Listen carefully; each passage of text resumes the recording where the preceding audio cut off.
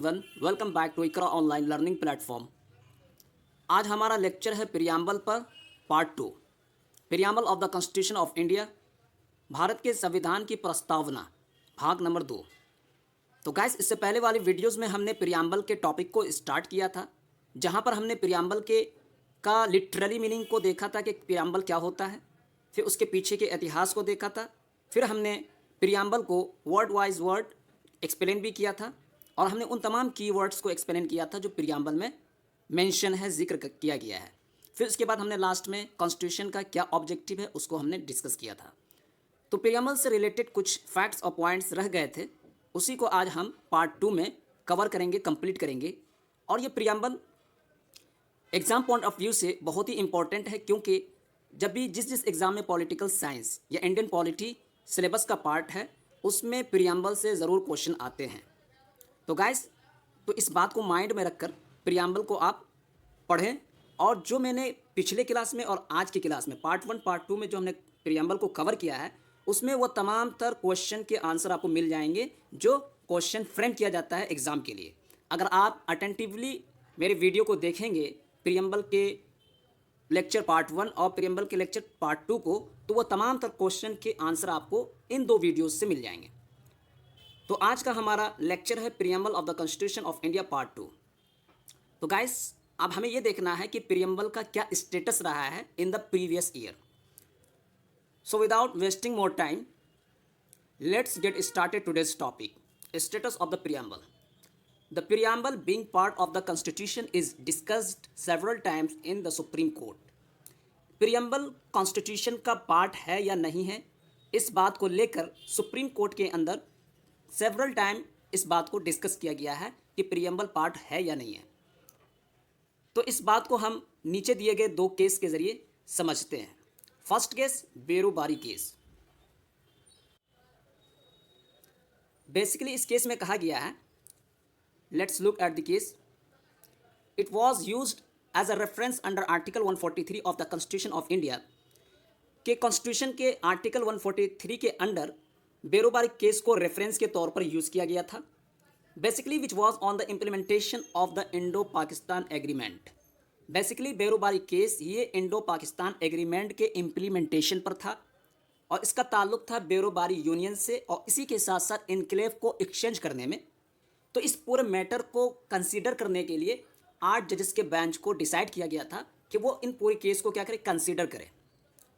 Through the Berubari case the court stated that, तो Berubari case के जरिए कोर्ट ने ये बात कही कि preamble is the key to open the mind of the makers, कि प्रियम्बल जो है ये कॉन्स्टिट्यूशन के बनाने वाले के माइंड को ओपन करने के लिए एक चाबी है, एक की तो है, but it can not be considered as a part of the constitution. मगर इसे कॉन्स्टिट्यूशन का पार्ट कंसीडर नहीं किया जा सकता। So therefore it is not enforceable in a court of law. तो इस वजह से इसे कोर्ट ऑफ लॉ में इन्फोर्स नहीं किया जा सकता। तो इसका समरी ये निकला इस पूरे केस का कि बेरोबारी केस में ये कहा गया कि preamble is not part of the constitution, कि प्रियम्बल प्रस्तावना ये संविधान का पार्ट नहीं है। अब इसका बरअक्स सेकेंड केस आता है, केशव आनंद Bharati case. So let's look at the case.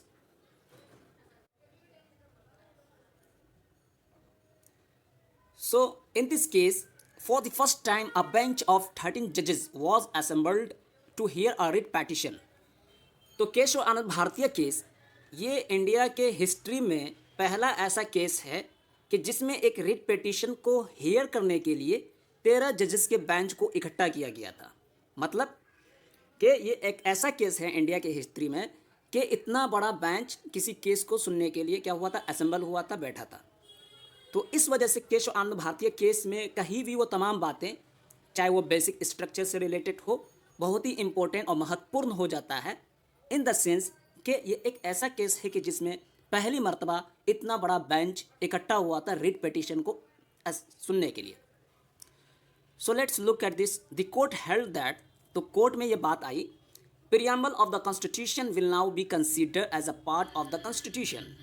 तो बात ये हुई कि प्रियम्बल जो है कॉन्स्टिट्यूशन का पार्ट कंसीडर किया जाएगा।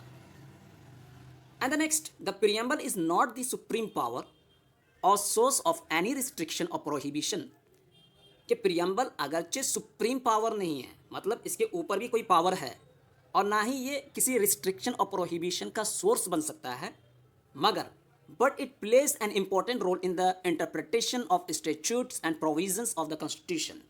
मगर प्रियम्बल कॉन्स्टिट्यूशन के प्रोविजंस और स्टैट्यूट को इंटरप्रेट करने में एक इम्पॉर्टेंट रोल अदा करता है। तो ये हुई बात केश आनंद भारतीय केस में। फिर आगे क्या कहते हैं, so it can be concluded that preamble is a part of the introductory part of the constitution. तो ये कहा जा सकता है कि प्रियम्बल ये कॉन्स्टिट्यूशन का क्या है, इंट्रोडक्टरी पार्ट है।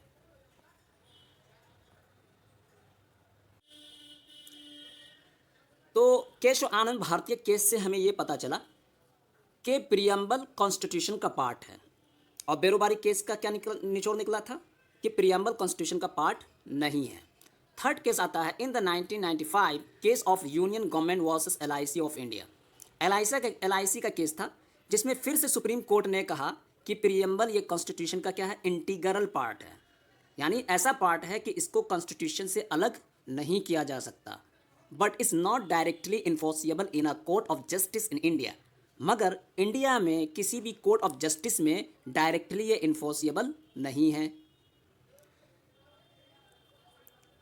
तो इन केसेस को पढ़ने के बाद बात ये तय हुई कि प्रियम्बल क्या है, कॉन्स्टिट्यूशन का पार्ट है।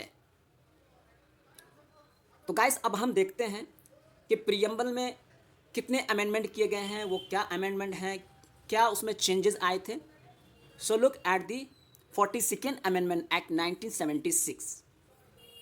After the judgment of the Keshav Anand Bhartiya case, it was accepted that the preamble is a part of the Constitution. Kesavananda Bharati case 1973 के जजमेंट आने के बाद इस बात को एक्सेप्ट किया गया कि प्रियम्बल क्या है, कॉन्स्टिट्यूशन का पार्ट है, हिस्सा है। As a part of the constitution, preamble can be amended under article 368 of the constitution.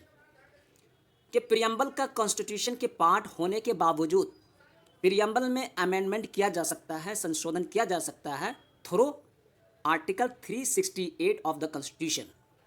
But the basic structure of the preamble can not be amended. मगर प्रियम्बल का जो बेसिक स्ट्रक्चर है उससे amend नहीं किया जा सकता। तो अमेंडमेंट प्रियम्बल में जो अमेंडमेंट हुआ है वो क्या हुआ है, 42nd Amendment 1976, जिसमें ये बात आई कि प्रियम्बल को अमेंडमेंट किया जा सकता है, उसमें संशोधन किया जा सकता है आर्टिकल 368 के ज़रिए, मगर प्रियम्बल का जो बेसिक स्ट्रक्चर है उसको अमेंड नहीं किया जा सकता। तो गाइस अब क्वेश्चन ये आता है कि आया प्रियम्बल में अमेंडमेंट हुआ है कि नहीं हुआ। So let's see. As of now, the preamble is only amended once through the 42nd Amendment Act 1976.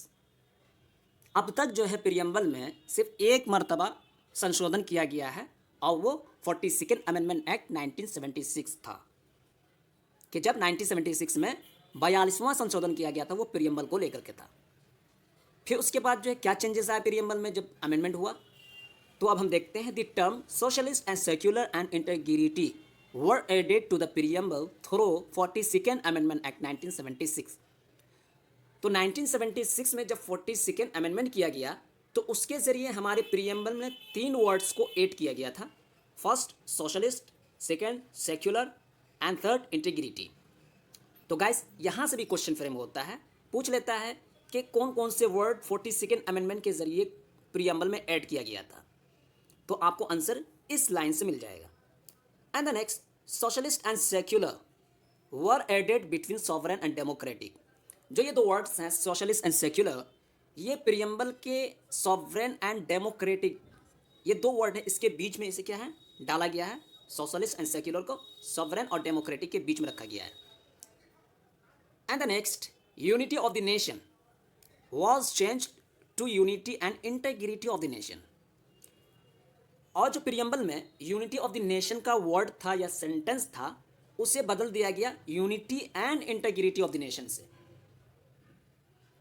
तो गाइस प्रियम्बल में संशोधन के बाद ये चेंजेस आए कि 3 वर्ड्स को ऐड किया गया, और वो 3 वर्ड्स कौन कौन से हैं, सोशलिस्ट, सेक्युलर एंड इंटीग्रिटी। अब हम प्रियम्बल से या कॉन्स्टिट्यूशन से रिलेटेड बहुत ही इंपॉर्टेंट फैक्ट को देखने जा रहे हैं जो कंपटीशन एग्जाम में पूछा जाता है, जिसका आंसर या जिसका जवाब बहुत सारे कैंडिडेट्स को पता नहीं होता है।